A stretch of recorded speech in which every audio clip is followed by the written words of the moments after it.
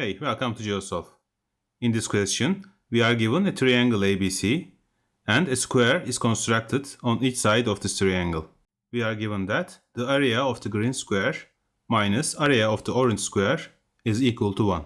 Then these two line segments are constructed. And then two additional squares are constructed using those line segments. And we need to find the difference of areas of these two squares.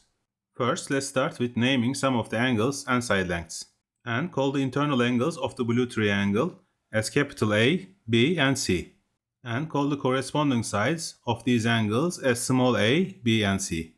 And then all four sides of the orange square will be A units, sides of the green square will be C units, and the sides of the middle square will be B units each. Also, let's call the side length of the left square as X and the right square as Y. And notice that this angle should be 180 minus A degrees, and this angle should be 180 minus C degrees. Now let's make some space for the calculations. Remember that we are given the area difference of green and orange squares. The area of green square can be written as C square. The area of orange square can be written as A square. So C square minus A square will be equal to 1.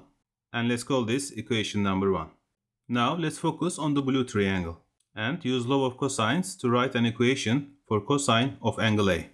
Now focus on this yellow triangle and use law of cosines to write an equation for cosine of angle 180 minus A. And remember that cosine 180 minus A can be written as minus cosine A. So we can combine these two equations as follows.